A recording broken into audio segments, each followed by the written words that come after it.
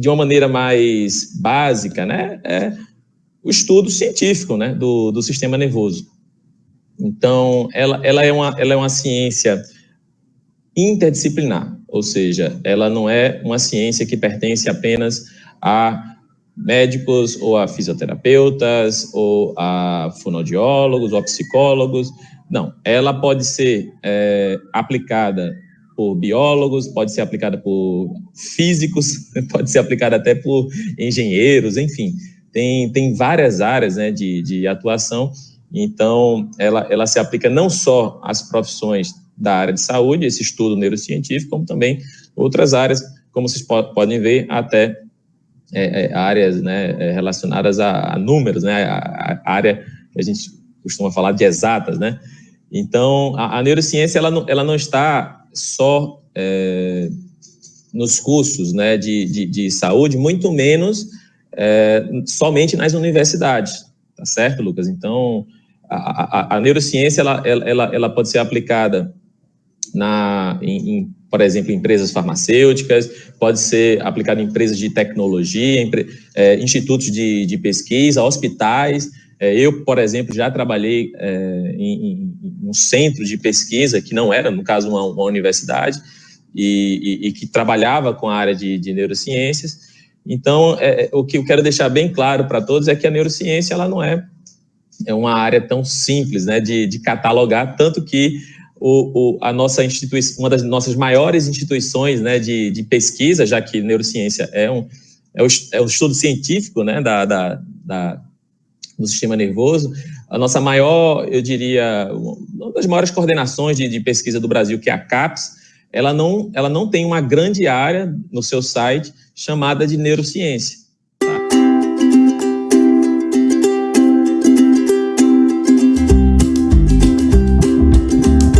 A todo momento, o nosso cérebro ele se adapta ao ambiente que ele atua, ele se adapta a um ambiente que, vamos dizer assim, não que agride ele, mas que estimula ele. Às vezes agride, né? Mas ele está a todo tempo se adaptando. Então, como ele se adapta, né, o sistema nervoso ao ambiente externo e também ao ambiente interno, né, o nosso próprio corpo, a todo momento a gente está aplicando a neurociência. Eu vou dar um exemplo claro disso, que a gente, né, nós neurocientistas, nós podemos medir isso.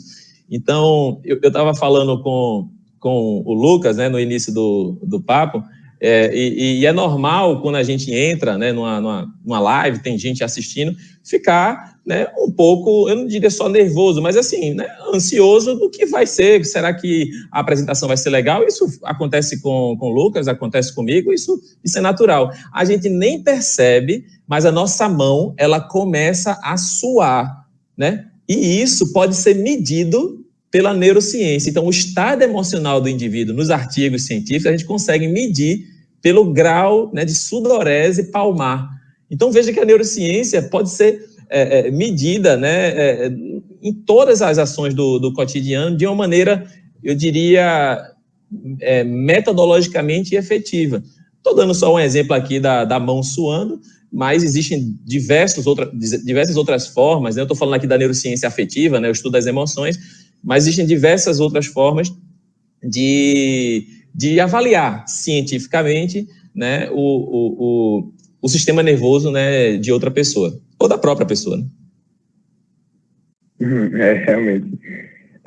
Eu estou falando nessa questão de adaptação, me veio o assunto sobre a neuroplasticidade. Aí eu pergunto, nessa questão da adaptação, principalmente nessa época em que estamos vivendo, como o senhor poderia falar que a neuroplasticidade atua? Perfeito, Lucas. Então, a neuroplasticidade é uma área muito estudada, né, pela neurociência, né? Para quem não entende aí do outro lado o que seria neuroplasticidade, né, deixa eu contar um breve histórico, né, sobre ela. Por muito tempo se pensou que o sistema nervoso era um sistema meio rígido, sabe?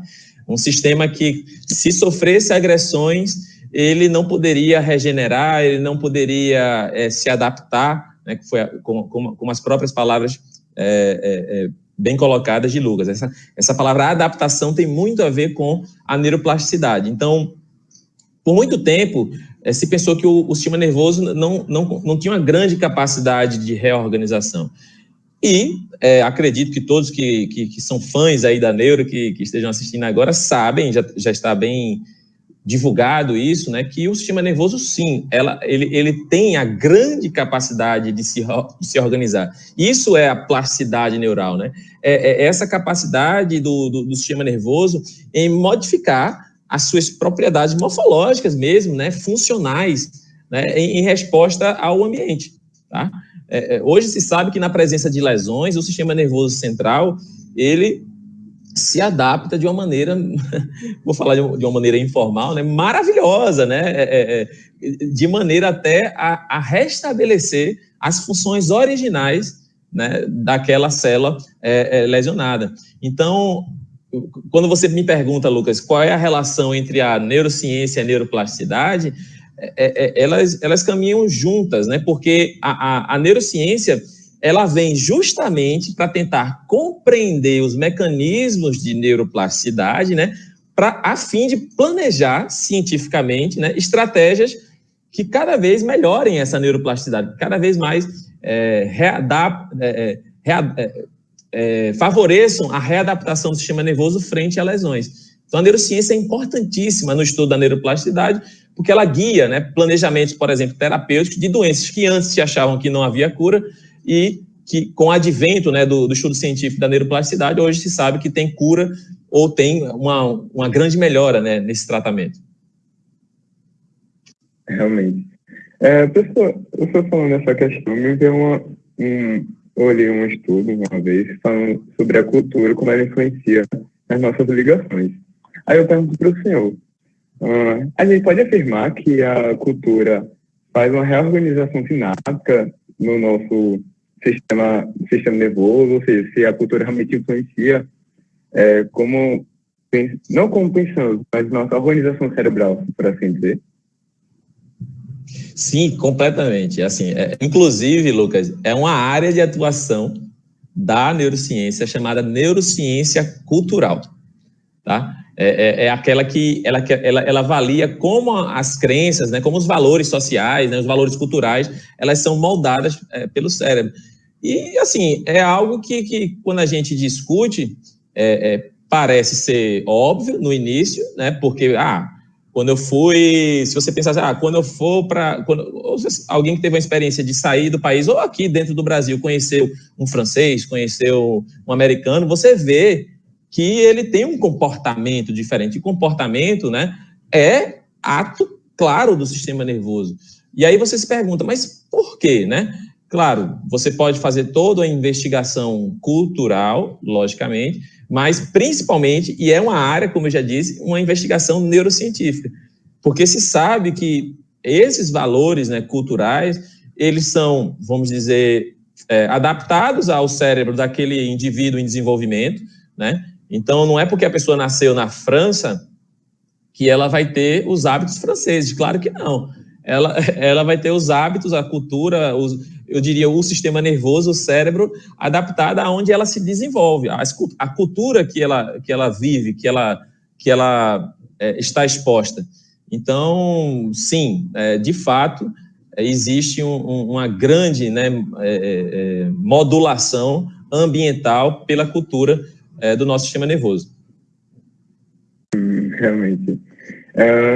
E nessa vasta área que é a neurociência, ultimamente, qual área, se tiver uma específica, é claro, você pode dizer que está crescendo, que está se desenvolvendo mais nesse meio? Certo. Veja, na verdade, a neurociência, eu acho que é uma das ciências que mais crescem, né, nos últimos anos, e já há um bom tempo, porque ela ainda é uma grande incógnita, né, no campo científico, né? Eu diria que, por muito tempo, né, a neurofisiologia ela foi a grande área da neurociência que explicou muito do que a gente precisava das funções relacionadas ao sistema nervoso. Tanto que se você for, quem estiver aqui assistindo deve lembrar aí de Brodmann, lembram das áreas de Brodmann, lembram aí, deixa eu ver quem mais aqui, Luria, né, recentemente, enfim, tem várias pessoas, né, vários, eu diria, neurocientistas, né, não vou dizer da antiguidade, porque não faz tanto tempo isso, mas neurocientistas que são famosos hoje nos livros de neuroanatomia, de neurociências, de neurologia clínica, que contribuíram muito a partir, inicialmente, dos estudos neurofisiológicos. Só que compreender a fisiologia, as funções do sistema nervoso é importante, mas ainda é básico, né? É básico porque a gente precisa entender os mecanismos moleculares. Então, respondendo a tua pergunta, uma parte da neurociência que tem crescido muito é a neurociência, eu não diria nem tanto celular, propriamente dita, histológica, porque isso aí é da época de Brodmann, de Luria, evoluiu muito nessa época a parte celular e funcional. Mas a real compreensão da neurociência, ela precisa ser mais molecular. Então, a biologia molecular tem sido uma grande área, né, da neurociência que tem evoluído. A neuroimaginologia, então, hoje a gente tem exames de imagem que você pode aí, enquanto a gente está falando aqui, Lucas, a gente pode fazer exames de ressonância magnética funcional e captar tudo o que está acontecendo, mapear tudo o que está acontecendo com o nosso cérebro, tá certo? Então, isso é fantástico. Isso se deve ao grande advento, né, também das tecnologias. Então, por isso que, se eu fosse resumir, Lucas, as 3 áreas que mais se desenvolvem na neurociência, a neurociência molecular, né, e a neuroengenharia e neuroimaginologia, que é voltada mais à parte tecnológica, que tem crescido muito nos últimos tempos. Verdade. Mas essa questão da engenharia eu vi tem muito também ligado à inteligência artificial. Hoje em dia tem muita essa relação. E agora, indo um pouco mais para um pouco pessoal, perguntar para o senhor como é que o senhor entrou nessa área, sabe? Como é que o senhor começou e a sua experiência nessa área da neurociência? Bom, a história é um pouco grande, o tempo é um pouco curto. Eu vou tentar resumir, tá? De uma maneira geral. Bom, eu fiz minha graduação e logo no segundo semestre eu me interessei pela área de neuro, né? Então já fiz iniciação científica. Logo no segundo semestre já estava dentro da neurociências. A minha orientadora, ela pesquisava muito na época sobre o sistema nervoso. Depois eu fui para a parte de sistema locomotor, mas sempre sem sair do grupo de pesquisa que estava se envolvendo com o sistema nervoso. Então, a minha grande, eu diria, meu grande contato, né, com a área de neurociências foi, primeiro, né, meu grande contato foi na graduação. Então, foi aí que eu comecei a perceber que o sistema nervoso é algo fantástico, né, algo que tem muita coisa a se descobrir. Eu trabalhei muito tempo com fármacos antidepressivos, né, com fluoxetina, sertralina. Trabalhei muito tempo com depressão durante a iniciação científica. Então, foi aí que eu achava fantástico, né, a parte farmacológica, a reação do sistema nervoso frente a ela, os efeitos colaterais. Então, continuei da iniciação científica, emendei com o mestrado. Aí, no doutorado, foi quando eu voltei novamente a trabalhar na minha tese com a área de neurociência. Então, quando eu fui para a França fazer meu doutorado, boa parte das experiências eram relacionadas à coleta, né, de tecido nervoso em animais experimentais e investigar efeitos, né, no caso, na época era da desnutrição, né, sobre o sistema nervoso, né, quando ela é realizada num período crítico do desenvolvimento. Então, a neuro, ela realmente sempre esteve presente do ponto de vista científico, como vocês podem ver, e também quando eu, como professor de anatomia, que sou, comecei a lecionar, como eu leciono hoje, a disciplina de neuroanatomia. Então, a neuro, eu diria, totalmente minha vida hoje, científica e a minha vida de ensino, porque tanto os artigos que eu publico são da área de neuro, como as aulas que eu ministro, né, tanto para medicina como para fisioterapia, são em neuroanatomia especificamente. Então, é por isso que, de uma maneira geral e rápida, eu me aperfeiçoei nessa área, por conta desse histórico, né, da minha formação. Realmente. E para o senhor, nesse período da pandemia, como é que está sendo que tem que se reinventar, fazer todo um processo. Principalmente a anatomia, que é uma coisa muito prática, tem que estar lá presencial. Como é que está sendo isso? Então, Lucas, ótima pergunta, assim, não só nessa crise sanitária que a gente vive hoje, mas em todas as outras crises existenciais, crises amorosas, as crises, né, que a gente tem na vida, elas vêm para a gente, como você mesmo falou, vou utilizar a sua palavra, se reinventar. Inclusive tem uma área, tá, Lucas, da neurociência, que é a neuroperformance, ou seja, você saber ampliar os seus conhecimentos, né, melhorar até a própria saúde, para alcançar resultados que estão acima da média durante uma crise, entendeu? Então, enquanto muita gente, vamos dizer, cai de produção, tem outras pessoas que vão trabalhar o sistema nervoso, vão investir em neuroperformance para alcançar resultados acima da média, né? É necessário, claro, nesse momento, Lucas, ter empatia com a situação atual, a gente tem que ter cuidado, né? Tem que compreender o que está acontecendo, mas a gente também, eu vou citar a sua palavra, tem que se reinventar, a gente tem que criar gatilhos, estratégias neurais para enfrentar os problemas, que hoje, né, o maior problema é essa crise sanitária, né? Mas, como você disse, na minha área, eu vi a crise, eu sempre vejo a crise como uma oportunidade.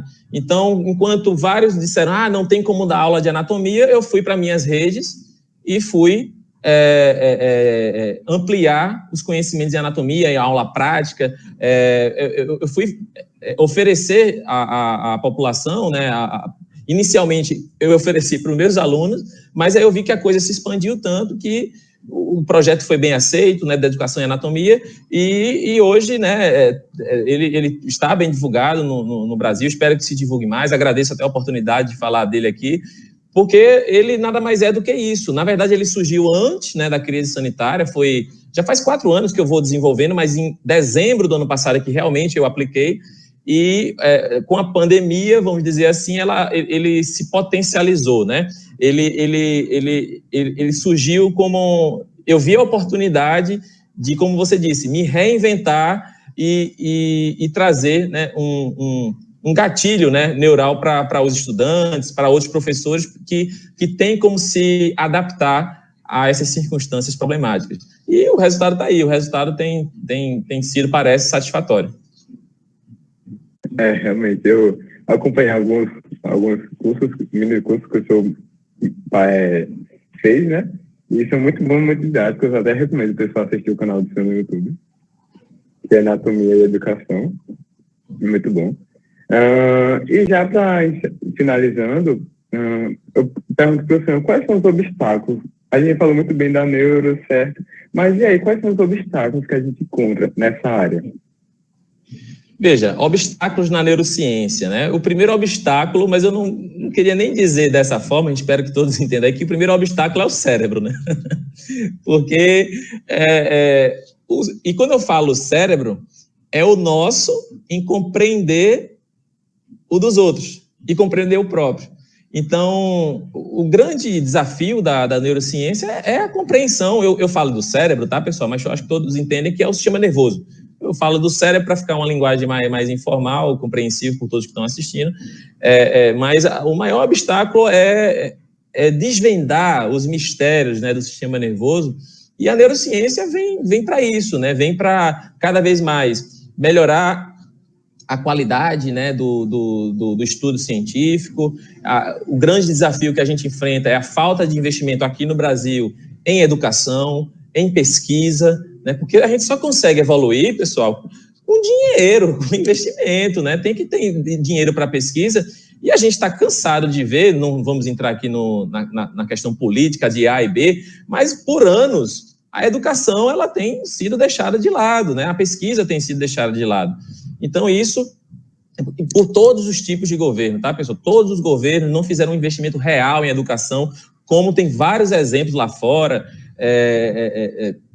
no Oriente, na Alemanha, que se reinventou pós-guerra. Então, assim, a gente ainda está um pouco atrasado em investimento em educação, investimento em pesquisa, e a neurociência, ela precisa disso. Eu acho que o principal desafio da neurociência é a falta de investimento, né, em educação e em pesquisa, né, para a gente compreender realmente, como eu disse, o cérebro.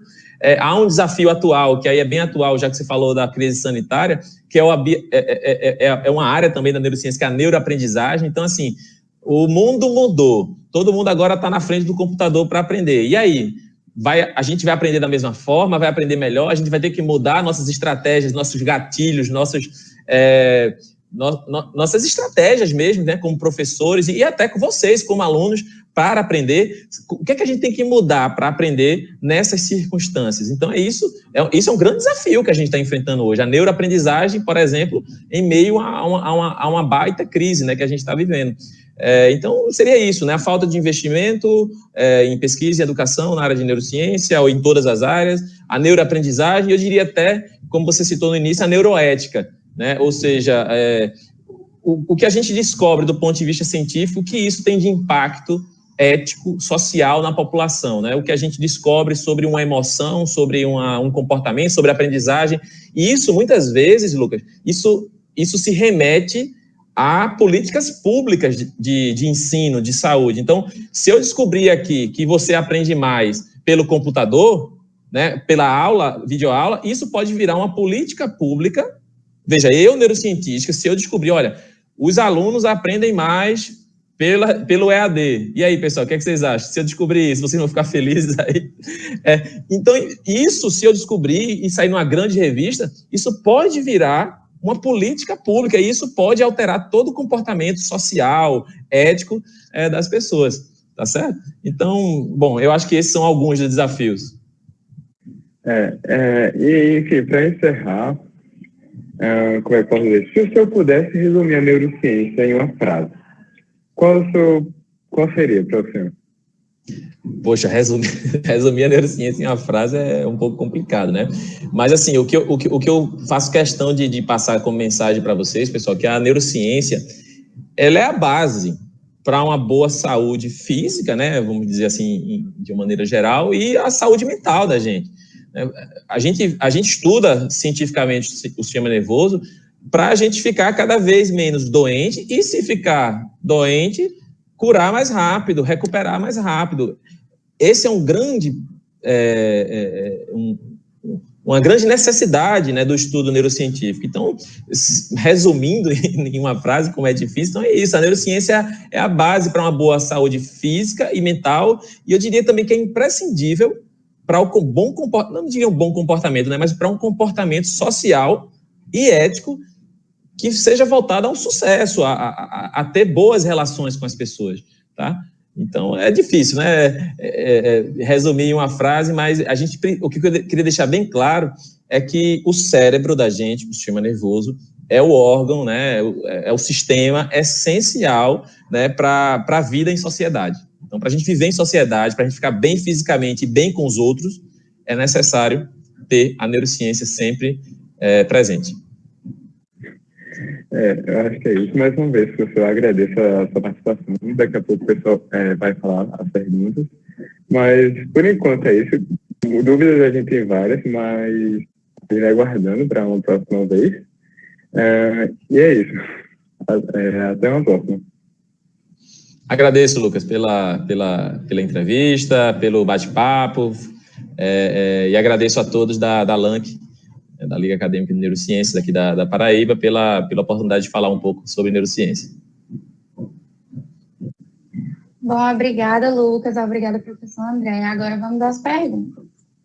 Professor André, o André perguntou se você poderia indicar livros sobre neuroplasticidade. E a Ingrid, ela perguntou se você pode indicar livros sobre neurociência em um viés mais filosófico.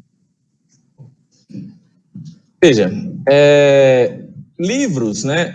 Eu acho que o primeiro livro que todo neurocientista, né, deve ler, eu não sei se vocês já ouviram falar, mas tem o 100 bilhões de neurônios, né? Não sei se vocês já tiveram contato com 100 bilhões de neurônios. Eu acho que assim, foi o primeiro livro, né, que eu tive, né, de contato. É o livro do Robert Lent, né, é um livro clássico, né, da neurociências, e eu acho que é um primeiro livro para começar a ter o contato, porque assim, o contato, pessoal, com a neurociência, ele não é um contato direto, tanto que é tanta coisa, né, sobre a neurociência que não deu tempo de falar que a neurociência, ela não é uma graduação, apesar de haver, parece que tem uma em um e outro lugar do país uma graduação em neurociência, mas você não se forma no mercado não tem vaga para neurocientista, propriamente dita.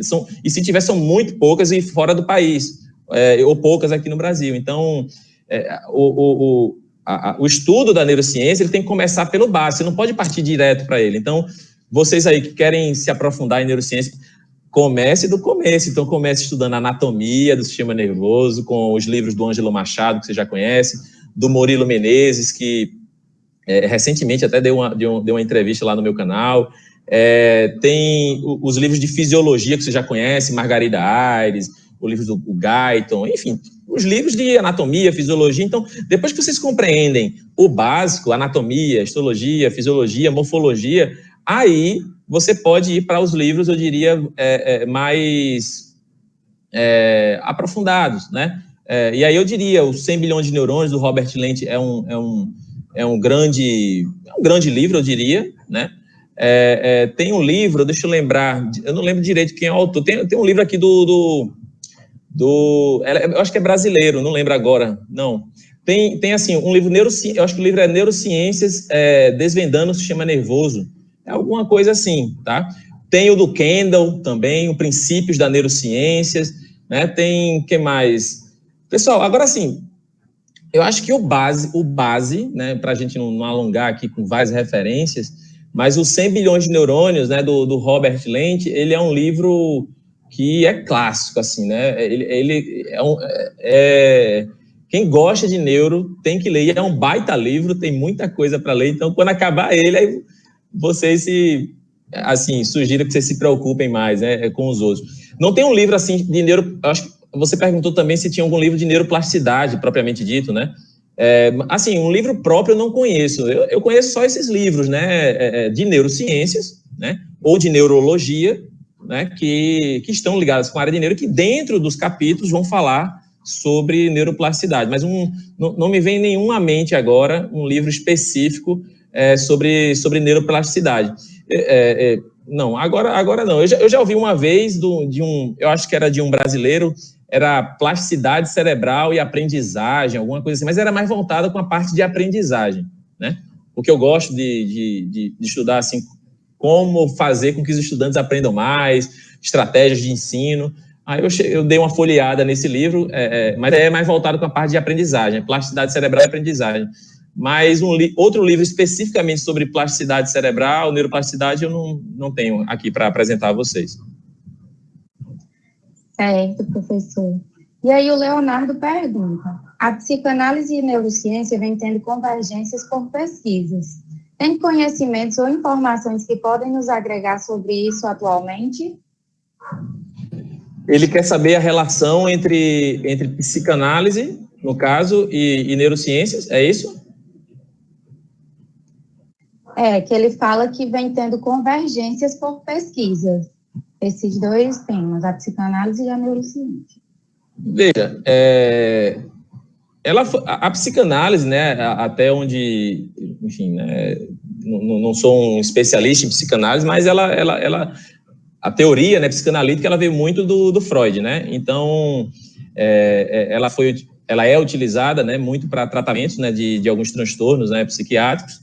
E claro, para compreender os transtornos, né, você tem que investigar cientificamente o que está acontecendo com aquele paciente, né? Então, há sim, né, uma clara convergência em neurociência e psicanálise, porque é a neurociência que dá a base para ser aplicada à teoria psicanalítica, né? Porque por mais que existe uma teoria psicanalítica, existe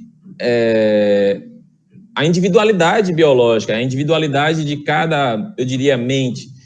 E saber essas individualidades, saber as tantas patologias, transtornos mentais que a população pode ter, e isso só vai se conseguir se tiver um estudo neurocientífico aprofundado, para aí sim aplicar a psicanálise. Então, a psicanálise, ela tem que lembrar assim, que ela já foi descrita há muito tempo, mas ela precisa e é continuamente moldada pela neurociência para dar um melhor, vamos dizer assim, tratamento, né, ao paciente. Certo. E aí o Lucrécio pergunta, Se eu quiser me aprofundar nessa área, por onde começar? Boa pergunta, ótima pergunta. Muita gente pergunta isso para mim. André, eu quero ser neurocientista, como você, como é que eu faço? Veja, como eu disse, não tem graduação em neurociências, né? Existe pós-graduação em neurociência. Então, vamos entender que no Brasil, de uma maneira geral, se você quer ser um neurocientista, se você quer pesquisar sobre o sistema nervoso, se você quer estudar o sistema nervoso, você tem que ir fazer uma pós-graduação, né? E, normalmente, pós-graduações relacionadas a não o lato sensu, né, que são as especializações, mas as pós-graduações stricto sensu. Então, mestrado e doutorado. Por exemplo, a minha pós-graduação, como eu já disse, no doutorado, foi em neuropsiquiatria e ciências de comportamento, e a linha de pesquisa que eu atuei foi neurociência. Tá? Então, existem diversas pós-graduações no país. Eu posso falar das que eu conheço, né? Na verdade, eu acredito que tenha uma em Natal também, tem a da UFPE em Recife, que tem mestrado e doutorado lá. Eu acho que em Natal tem também. Mas isso é fácil, tá, pessoal? Só colocar no Google pós-graduação stricto sensu, ou botar mestrado, doutorado em neurociência.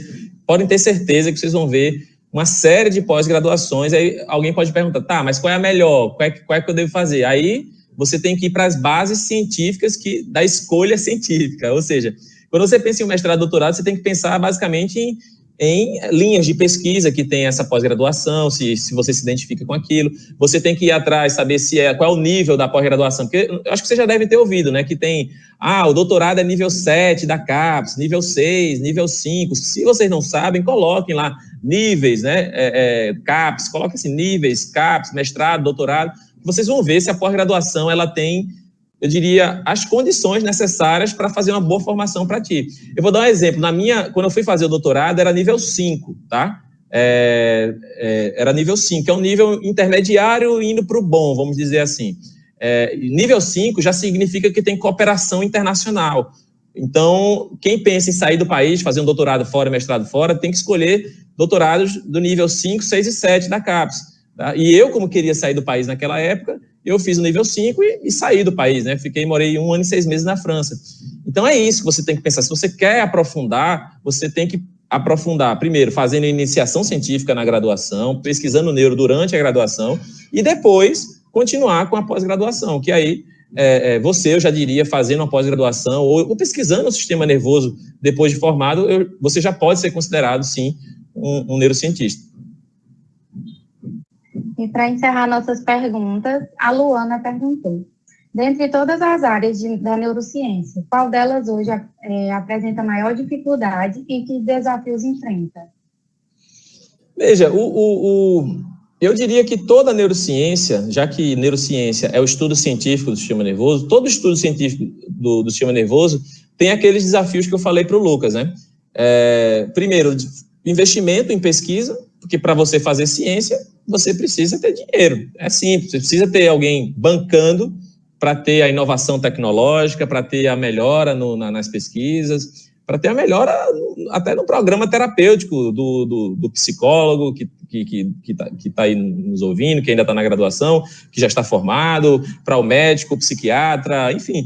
A gente precisa de investimento. O maior desafio, né, eu não diria que tem uma área da neurociência como um desafio maior. Eu diria que todas, né, têm essas limitações por causa da falta de investimento. Agora, uma coisa que realmente tem evoluído mais do que as outras é a parte tecnológica. Então, a inovação tecnológica, ela tem recebido um determinado investimento. Então, a neuroengenharia, a neurociência computacional, ela tem evoluído, a neuroimagem tem evoluído muito. Eu estou falando, pessoal, situação Brasil, tá? No mundo, né, tem muita gente mais na frente. Mas no Brasil, os investimentos, por exemplo, na parte de neurociência molecular, que é tão necessária, ela precisa de muito dinheiro. Infelizmente, né, tem essa limitação, principalmente aqui no Brasil. Eu senti muito isso quando eu fui para a França, porque eu podia fazer tudo lá, eu podia gastar, vamos dizer assim, vários materiais, eu não vou falar os materiais aqui específicos, enquanto que eu voltei no Brasil, a gente tinha que reutilizar o material, lavar e usar de novo, coisa que às vezes nem podia, em determinado protocolo científico, porque não tinha equipamento, né? Então, essa parte molecular, eu diria que tem uma limitação maior, mas é toda a neurociência que tem uma limitação, que é um desafio atualmente, né? Mas, assim, a gente tem pesquisado, tem continuado as pesquisas, e o Brasil, sim, ainda continua uma referência na área científica no mundo, inclusive na área neurocientífica. Obrigada, professor, pela presença, por todos os esclarecimentos. Somos muito gratas ao senhor por ter participado. E agora, gente, sendo assim, diante de todas as contribuições tão significativas e importantes para nós, psicólogos e estudantes de psicologia, queremos agradecer enormemente a participação de cada um que esteve aqui presente e agradecer o envolvimento das ligas, agradecer os palestrantes, convidados de cada liga para esse evento e damos assim por encerrado a programação dessa manhã. Lembrando que a tarde começa às 1h30, então não percam. Até mais. Tchau, pessoal.